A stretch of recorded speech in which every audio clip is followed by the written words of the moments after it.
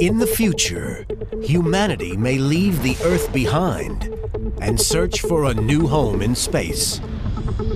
But where? Our solar system is a dangerous place. There are fiery volcanic worlds, planets with 1,400-mile-an-hour winds, clouds of deadly acid, temperatures hot enough to melt lead. Among these violent worlds, are there planets where we could one day live?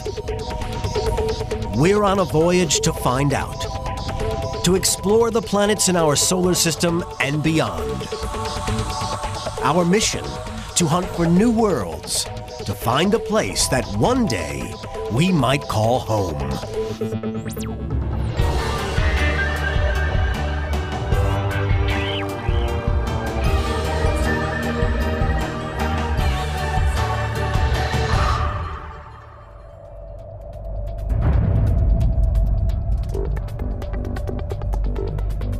Imagine a city with 200 billion stars, so vast that a jumbo jet would take 100 billion years to cross it. We call it the Milky Way.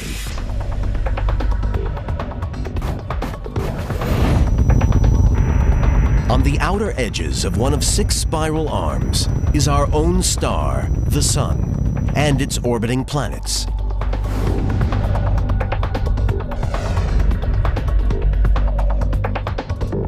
One planet has life, Earth, with its oxygen-rich atmosphere and oceans of water. Life can flourish here. But our world is changing. Climate change is melting the polar ice caps. Sea levels are rising. Over the next millennia, land may disappear under the oceans. Vast areas could become uninhabitable, making the planet dangerously overcrowded. We'll need more space if we're all to survive. This is a journey through the solar system and beyond, hunting for our next home. We'll discover a surprising planet that could support life in its atmosphere. It is a comfortable temperature and pressure. I think that life could exist. But there are also deadly worlds where we stand no chance of surviving. You couldn't just fly through the system and survive. You would fry up. Finding a new home is not going to be easy. We evolved on Earth. Where else will we find a planet we can even survive? Our journey begins with Mercury, the closest planet to the Sun. Data reveals it has an atmosphere with traces of oxygen. But could it sustain human life? Its surface suggests a violent past. Asteroid impacts have left it cratered and scarred. But today, those impacts are rare. They happened 4.5 billion years ago at the birth of the solar system. Asteroids were everywhere, junk left over from the formation of the planets. Impacts were common, and some of them were huge. On Mercury, one left a crater 800 miles across. It sent shock waves rippling through the surface. A Mercury quake. The collision was so great, it buckled the crust and pushed up a range of hills on the other side of the planet. Today, the solar system is a calmer place.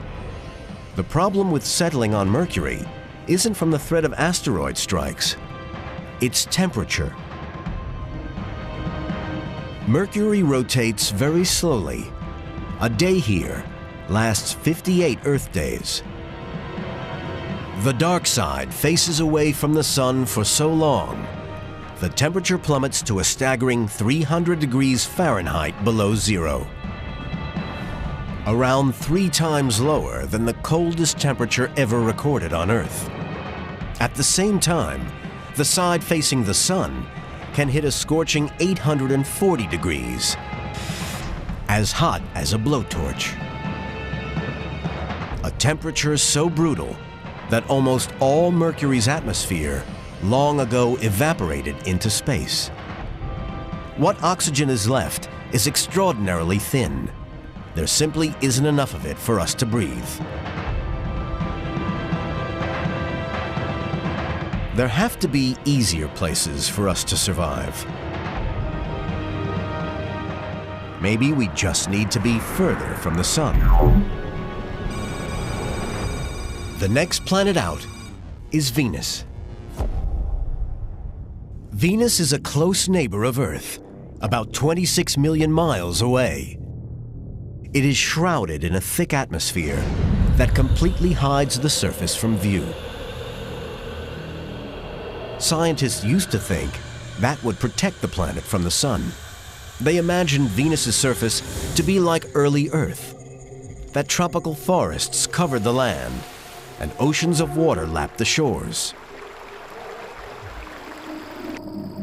Professor David Grinspoon is an astrobiologist at the Denver Museum of Nature and Science, specializing in the evolution of Venus. People assumed that it was sort of a dripping wet place, and in fact the image of a sort of tropical paradise with tree ferns and maybe even dinosaurs, a kind of primitive tropical Earth-like place, was the common scientific view of Venus really right up until the beginning of the space age. The Venusian surface intrigued scientists. What was really going on beneath the clouds? In the 1960s and 70s, while NASA explored Mars, the Soviet Union turned its sights on Venus. The goal was to land and photograph the planet's mysterious surface. Codenamed Venera, the Soviet program made countless successful launches, only to mysteriously lose contact with its probes as they entered the Venusian atmosphere.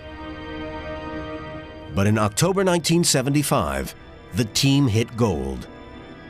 Venera 9 beamed back the world's first surface images of Venus. Rather than a lush green world, Venus was a barren desert. Could humans survive here?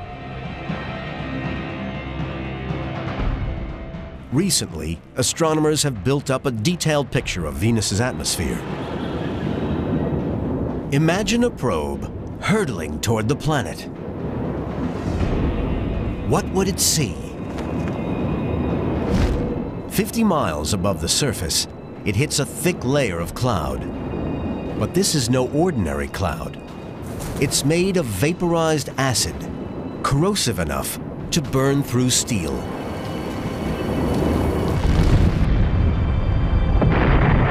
Scientists believe that the acid clouds are a byproduct of Venus's violent history.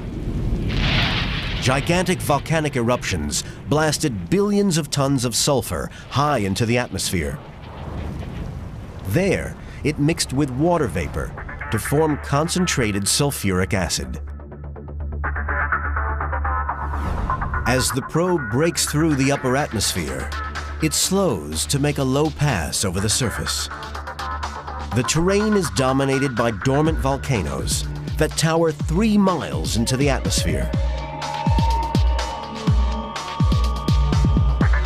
Deep channels, forged a million years ago by molten lava, stretch thousands of miles, one longer even than the River Nile. Probe sensors reveal an atmospheric pressure 90 times greater than on Earth, large enough to crush a car. But the biggest problem is temperature. The atmosphere is nearly all carbon dioxide. Just like on Earth, this gas acts like a pane of glass in a greenhouse, letting the light through, but not the heat out. On Earth, increased carbon dioxide levels are causing small rises in temperature, But on Venus, they have pushed the temperature to over 900 degrees Fahrenheit. Venus wouldn't be my first choice of a vacation spot in the solar system. You would be simultaneously burnt to death, crushed to death, and your body would instantly react in a very destructive way with a corrosive mix of toxic chemicals. The environment is so savage that any spacecraft will have to be built from materials that can resist Venus's treacherous atmosphere. Okay, here's some lead. This is a metallic substance that we normally think of as a solid on Earth. But let's see what happens when we heat it up to closer to Venus temperatures.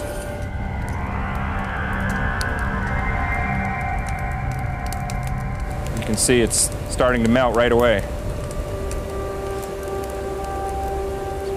So that would not be a good thing to build your Venus spacecraft out of. That's why when we make our landing craft, of which we've made a few for Venus, we have to make them out of these very fancy titanium alloy kind of materials, the kind of materials they make fighter jets and things like that out of, that don't melt at these extremely high temperatures.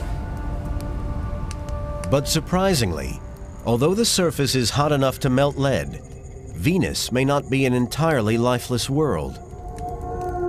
Billions of years ago, primeval Venusian oceans could have been home to simple organisms. Some scientists believe that when the temperature climbed, the waters boiled away. This would have killed many of the organisms. But some may have survived by migrating to the cooler clouds in the upper atmosphere. Grinspoon believes that if primitive life can survive the acid, then surely humans could. I think people will go ballooning on Venus, because all you need, of course, to go into the clouds of Venus is a decent source of oxygen and some kind of a rubber suit so that your skin doesn't get burned off by the acid. It may be possible to glide through Venus's upper atmosphere, but surviving on the surface is another matter. The high pressure and 900-degree temperatures would instantly crush and burn any settlers. Colonizing Venus is not an option. We must head further out, toward the last of the solar system's inner rocky worlds. This time, it's one that scientists think that we may just stand a chance of living on. But the challenges facing would-be settlers go beyond anything we've ever seen on Earth.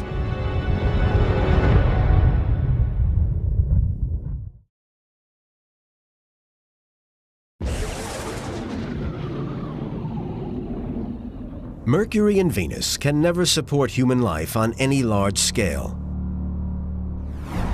We pass Earth and move deeper into the solar system.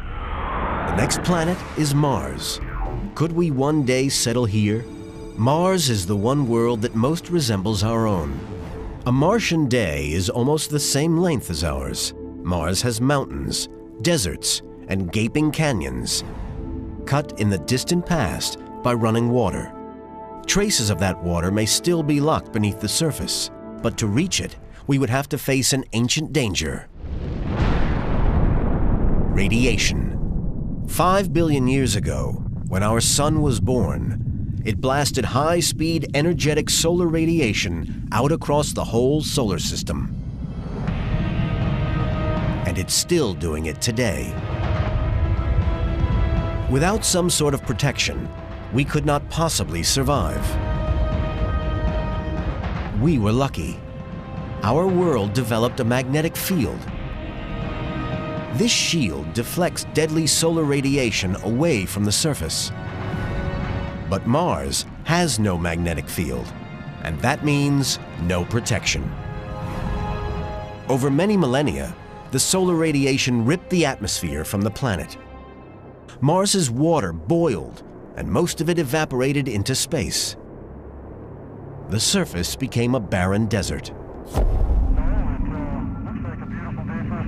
For any future human visitors to the Red Planet, solar radiation will be a deadly hazard. Even with the protection of a spacesuit, the radiation can still penetrate. It tears through the body, bombarding and killing living cells, destroying DNA. If humans are to live and work on Mars's surface, we'll need some serious protection.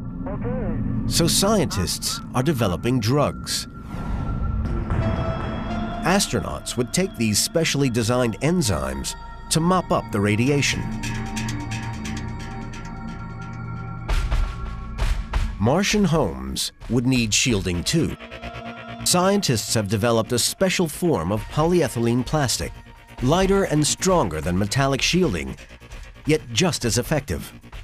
The plan is to build it into the structure of Mars habitats, protecting the occupants. With this advanced technology, humans could one day consider populating Mars. But there's another hazard to overcome. After the radiation stripped the water from the surface, the planet was left covered with dry iron oxide dust. Meet the sandstorm, Martian style. These mini twisters are babies, dust devils just powerful enough to suck dust up into the atmosphere. The problem is, what happens next? Professor Ron Greeley has been studying atmospheric activity on Mars for over 30 years. Knowledge vital for any human expedition to the Red Planet. Greeley uses a fan and frozen nitrogen vapor to recreate these twisters in the lab. They form when the sun heats the surface, causing a pocket of hot gas to suddenly rise, spinning through cooler air above. It sucks up fine iron oxide dust and punches it high into the Martian atmosphere.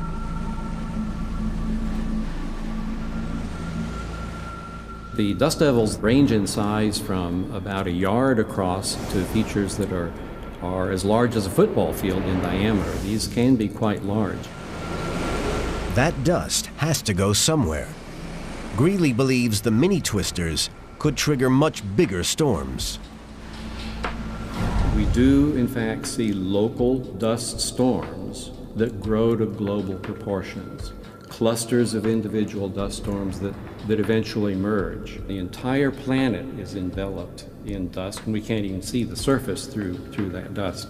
But it's not just dust devils that can trigger trouble on a global scale. Wind blowing across the surface can kick up dust into the atmosphere, building into an overwhelming storm. This also happens on Earth. Satellites photographed a storm raging across the Sahara Desert in Africa, revealing its enormous size. The similarity with the storm on Mars is striking, and that much dust is going to cause problems. When humans go to Mars, they have to be concerned about the infiltration of this very fine dust. It's sort of like baking flour, if you will, very, very fine grained. The dust is so fine that even the slightest wind can blow it anywhere, clogging up machinery and air supplies. Not only is the dust likely to get into every nook and cranny, but there are also properties of the dust that may pose a hazard. One of the considerations are the electrostatic charging effects. When little tiny grains bang together, electrical charges are built up. Much like shuffling your feet on a carpet, the rubbing action between the grains of dust creates enormous static electricity. Up to 20,000 volts can spark between the dust particles. This could destroy electronics and life support systems. When we think about the eventual human presence on Mars, we have to understand the dust regime, we have to understand the electrostatic effects, all related to wind-blown particles. Perhaps one day we will conquer Mars's harsh environment, but this is not a world that would ever feel like home. We leave Mars and push on out toward the supersized worlds of the outer solar system, the gas giants. These offer new and even more extreme challenges in our quest for another home. First up is Jupiter. Jupiter is a mysterious world so vast that 1,300 Earth-sized planets could fit inside it. It's entirely made of gas. It has no solid surface at all. Its upper layers are a mass of swirling, counter-rotating clouds. This is a planet racked with storms and high-speed winds. Professor Fran Bagenal has spent a lifetime studying the atmospheres and environments of Jupiter and its moons. Jupiter is spinning extremely fast. It rotates every 10 hours. And so rotation is very important and drives those east-west winds that produce the belts and the zones, those stripes across the planet. Jupiter's high-speed spin generates horizontal bands of clouds that wrap around the planet like a belt. When these cloud bands collide, they create massive storms. The biggest of these is the Great Red Spot, the largest storm in the solar system. As we approach, the scale becomes clear. It's 3 times the diameter of Earth. Near the spot's boundaries, turbulence spills around the edges. Winds here travel at more than 250 miles per hour. It's true that it has a lot of similarities with hurricanes in that the outer edges, it's swirling around a lot faster. And so indeed the inner parts are more calm. At first glance, the red spot looks similar to hurricanes. But there is a difference. Here on Earth, hurricanes feed off the warm waters of the ocean. But as soon as they hit land, they start to die. Our storms only last about 2 weeks. But Jupiter's different. The red spot has been raging for over 300 years. The reason why we last such a long time is there isn't a surface on Jupiter. So it's not as if storms run into a continent and dump its energy. It just keeps going and going and going around and around. But the spinning of Jupiter is not enough on its own to drive the Great Red Spot. Scientists discovered the planet gives out twice as much energy as it receives from the sun, suggesting its core must be hot. This center could be the powerhouse that drives Jupiter's winds. The core could be worth a closer look. As we descend through upper layers, vast water clouds envelop our craft. The pressure is climbing. Toward the center, it transforms the hydrogen atmosphere to a strange liquefied metal, resembling the element mercury. This is the core, a churning furnace at over 40,000 degrees Fahrenheit. Scientists estimate that the pressure here is 100 million times higher than on the surface of Earth. How can I give you a sense of what that feels like as a pressure? Well, if anyone's had someone step on their toe with a stiletto heel, you know that's a lot of pressure. Now imagine an elephant wearing stiletto heels and standing on one foot on a stiletto heel. But to get the pressure at the center of Jupiter, you need to have about 1,000 elephants standing on top of each other, the bottom one on one foot on a stiletto heel. At these sorts of pressures, humans could never journey to the core. But could we survive in the upper atmosphere? The answer to that lies on one of its moons, which has an extraordinary effect on the gas giant. It might be dwarfed by Jupiter, but this minuscule world packs a mighty punch.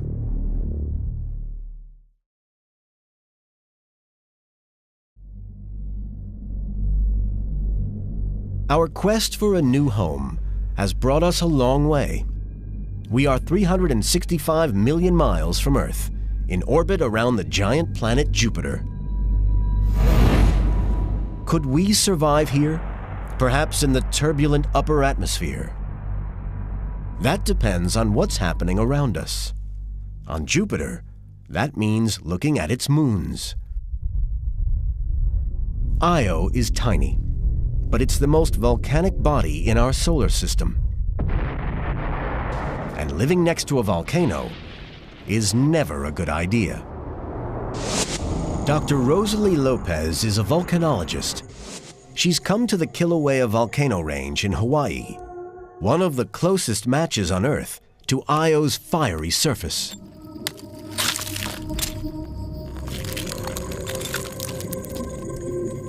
This is very much what the surface of Io may look like, particularly close to the lava flows. There would be lava flows just like this, solid at the surface with underneath us hot lava flowing. Like Kilauea, Io spews lava from its superheated interior. But that's where the similarities stop. The volume of lava that Io's volcanoes erupt is quite staggering. If we do a comparison with Kilauea, in 5 months, Kilauea might cover 4 square miles. But Io erupts about 100 times the volume of lava. One lava flow on Io covered 240 square miles. Io's volcanoes are deadly, but they aren't the real killer. Before the lava can get you, the radiation will. Just 10 minutes on the surface, and you're toast. Even over 200,000 miles away, in Jupiter's upper atmosphere, an unprotected human could only survive a matter of hours. The volcanic particles that Io blasts out into space become trapped in Jupiter's enormous magnetic field. Jupiter's rapid rotation accelerates them to fantastic speeds. They're like microscopic cannonballs. They form a radiation belt around Jupiter, cutting through almost anything in their path. They're sufficiently intense that a human would receive a lethal dosage within just 10 minutes. So you couldn't just fly through the system and survive, you would fry up. This intense bombardment would destroy your flesh and the organs inside, everything. We just don't have the technology to protect ourselves from radiation this fierce. Jupiter is one planet we'll never call home. Could our next stop offer more hope? Saturn's radiation levels are lower, but it's not a danger-free zone.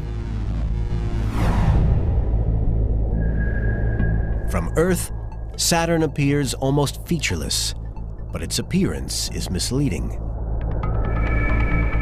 Its rings may look solid, but in fact, they're mostly made up of billions of chunks of ice and rocks, ranging in size from pebbles to blocks as big as a car. All of them are moving faster than a high-speed bullet. But Saturn's real danger lies within its atmosphere.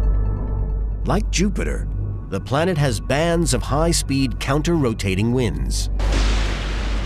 Clouds race around the planet at over 1,000 miles per hour. Along the edges where two bands meet, tiny particles collide, brushing past each other, generating an enormous electrical charge. Theory suggests that when the charge gets too great, the electricity arcs between the clouds, producing giant lightning bolts. NASA's Dr. Kevin Grazier is a planetary scientist who specializes in atmospheric conditions on Saturn. We have a chance for a lot of charge transfer between one band and the other, creating large voltages, creating huge lightning bolts. To get an idea of just how huge Saturn's bolts are, compare them with Earth. Lightning here can hit 50,000 degrees Fahrenheit in a split second. Striking the ground, it's hot enough to create a tube of solid glass, stretching down 15 feet. But compared to Saturn, that's a tiny spark. A single storm on this gas giant can cover the whole of America. And you can also get storms that last for years. Storms on Earth last for a week or two. Storms on Saturn last for weeks, months, years. With such an unstable atmosphere, even attempting to enter Saturn's clouds is deadly. As As we push out and pass the featureless world of Uranus, we're heading for the very edge of our solar system. And out here, there are challenges that will test human visitors to their limits and beyond.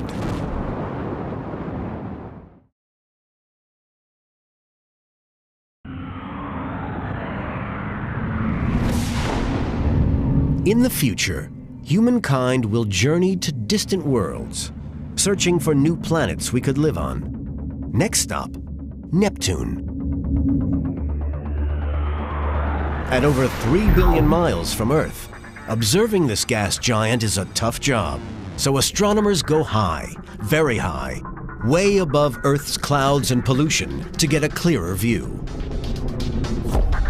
This is the Keck Observatory, 14,000 feet up on the summit of Mauna Kea in Hawaii.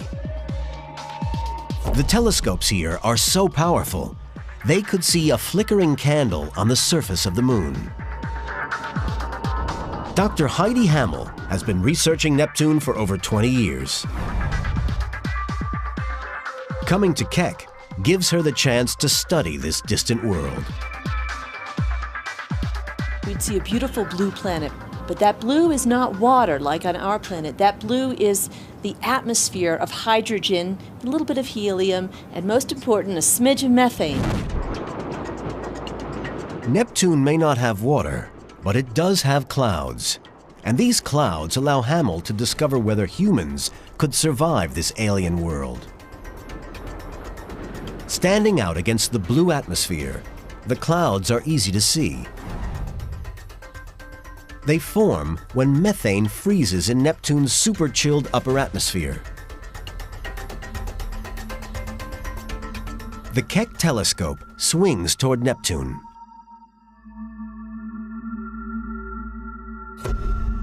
Hammel takes a series of photographic shots, tracking the white clouds as they move around the upper atmosphere. Measuring the time and distance they move between 2 points, she can calculate just how fast the winds are blowing. The result comes as a shock. Some of the winds that we've clocked on Neptune do seem to be some of the fastest in the solar system. Some of these little white puffy clouds that we've tracked are really fast. They blow almost as fast at some latitudes as 1,200 miles per hour. In our quest for another home, one thing is clear: humans could never visit this alien world. Yet there is a near neighbor, a world without storms and with a solid surface. This is Triton, one of Neptune's 13 moons, super chilled and covered in frozen nitrogen snow. It would be big enough for us to live on. The question is, could we? Dr. John Spencer from the Southwest Research Institute in Colorado has been exploring the life-threatening hazards of Triton's icy climate. The surface of Triton is probably quite bizarre close up. We have frozen carbon dioxide, frozen carbon monoxide, frozen methane on the surface, but also a great deal of frozen nitrogen. It might form snowdrifts and be crunchy underfoot. Any human exploration of Triton's savage surface is life-threatening. At 390 degrees Fahrenheit below zero, we'll need some special space gear. With assistant Eddie Goldstein, Spencer uses liquid nitrogen to replicate Triton's environment. It allows him to see how materials will behave on this super cool world. If you were to build a spacesuit that would function at Triton temperatures, you'd need something kind of flexible to make it out of. You might think you might use some kind of rubber material. At room temperature, rubber is soft and pliable, ideal for creating airtight seals on astronaut life support systems. But drop the temperature to minus 350 degrees Fahrenheit, and it's a different story. And just because something is flexible on Earth does not mean it is flexible on Triton.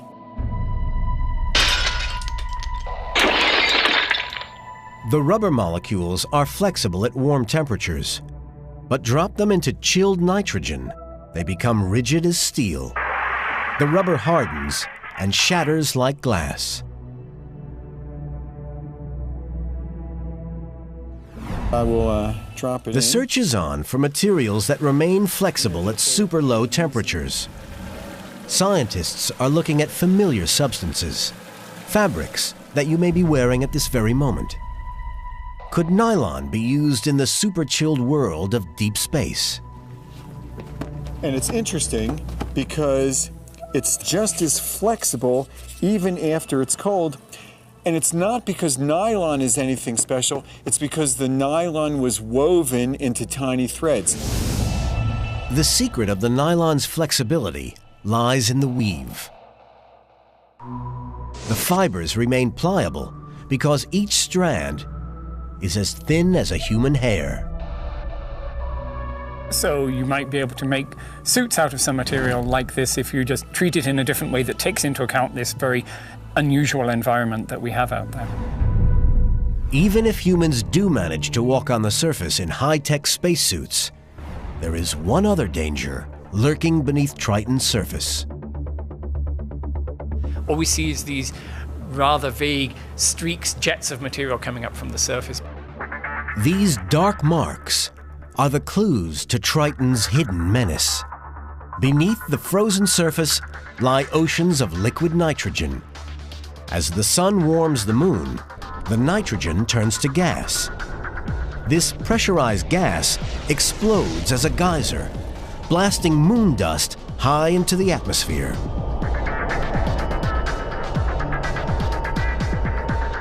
The black dust finally settles on the white surface, leaving dark streaks. Back in the lab, Spencer recreates the spectacle. So what we're going to do is put the nitrogen in a situation where it's contained within this flask, just as it might be trapped underneath a layer of glaze ice on Triton itself, and the pressure would build up, and that would produce a jet that could maybe shoot up 6 or 10 miles. Just like... Hey, we've got a geyser. Just as the pressure builds in the glass flask, on Triton, pressurized nitrogen, trapped under the surface, blasts moon dust into space. A world of violent geysers and crushing cold. With the right technology, humans could one day walk on the surface, but it's not a world we could easily colonize. Within our solar system, this is the end of the search. This far from the sun, any planet is cold and barren. After Neptune, there are only small, dead, icy worlds like Pluto. Beyond is the unknown.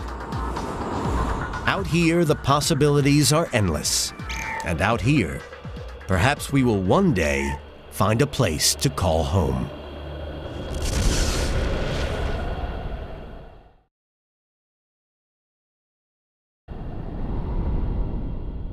Today, astronomers are piecing together incredible new evidence in the search for distant worlds, planets that could support human life. Our sun is only one of 200 billion stars that make up our galaxy, the Milky Way. Any of these stars could have planets, just like our solar system. Tracking them down is the ultimate scientific quest, and king of the planet hunters is Dr. Geoff Marcy. Our Milky Way galaxy is a glorious but enormous place. It contains 200 billion stars, and it's 100,000 light years across, and so we have to pick and choose which stars to observe. This is the Lick Observatory in California, where planet hunters like Marcy come. He scans the night sky, searching for new worlds orbiting distant stars. But he has to pick carefully. Luckily, there's this marvelous catalog called the Hipparcos catalog that has over 100,000 stars that are all very nearby. And what we've chosen, logically, are the nearest. In fact, the nearest 2,000 stars. They're all within about 200 or 300 light years of the Earth. Okay, Bernie, I think we can go to the next star. The next one will be Barnard's star. Do you have the Every star takes hours of painstaking observation. 1757. Lick's 3-meter telescope locks on to its target. But even with all its magnification, a planet circling a distant star is too small and faint to be seen directly. The real challenge in planet hunting is that planets, by their intrinsic nature, don't produce their own energy. They shine by reflected light, and if they're warm, they glow a little bit. But they are, in fact, about 1 billion times fainter than the host star around which they're orbiting. So astronomers have perfected an ingenious technique to find these invisible worlds. So we use a trick. And the trick is we watch the star, not the planet. As a planet orbits the planet pulls gravitationally on the star, making the star wobble to and fro. To show how a planet pulls on a star, Marcy uses a simple demonstration. Okay, so here we have a bag of rice, and it's going to simulate the planet, and I'm the star. And what happens, of course, is that the planet orbits the star, like so. And as the planet orbits the planet pulls back on the star and makes the star wobble. You might be able to see my body wobbling back and forth. And it's wobbling because, in fact, the sack of rice is pulling on me. And of course, the analog is quite perfect because the sack of rice acts as the planet, my body is the star, and this rope serves as gravity. And of course, all we see with our telescopes is the star. We can't detect the planet at all, so we just watch stars to see if they wobble to and fro. And if they do, they must have a planet. To date, hunters like Marcy have found over 200 new planets orbiting distant stars. But can they determine what those worlds are like? Marcy believes so, by calculating how far the new world is from its star. The longer it takes the planet to go around the star, the farther the planet must have been from the star. Close-in planets go around fast. Distant planets take a long time. The Earth, of course, taking 1 year. He's discovered one world 1,100 times the mass of Earth that orbits 8 times closer to its parent star. Another planet is so close, it races around in just 3 days, making its surface thousands of times hotter than Earth. Some of the planets we've found orbit so close to their stars that the temperatures are thousands of degrees. At those kinds of temperatures, ordinary metals like iron and nickel and titanium not only melt, they vaporize. Instead of clouds of water, the atmospheres of these deadly worlds are filled with clouds of metallic vapor.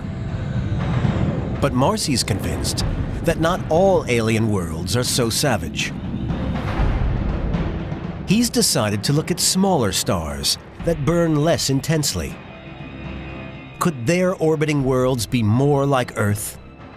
What we hope to do in the next year is a glorious quest. We're going to observe low-mass stars and hunt for Earth-like planets. They're orbiting close, but next to a dim star, the temperature won't be too hot nor too cold, but just right for life.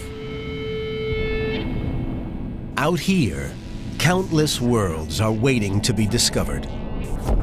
Perhaps some will have breathable atmospheres and oceans of water, allowing life to flourish. But finding them is a huge challenge. So far, scientists have drawn a blank. And judging by the deadly environments on the planets that make up our own solar system, it's not going to be an easy job. From the crushing heat of Venus to the erupting volcanoes of Io to the 1,400-mile-per-hour winds of Neptune. The worlds we have discovered are too savage, for even our most advanced technology. The only planet that offers hope for human colonization is Mars.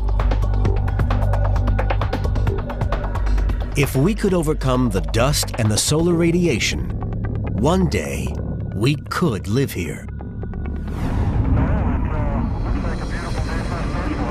Maybe in the future, when Earth's climate is too extreme, Mars will become home. Until that day, humans will have to adapt, continuing to thrive in a constantly changing world.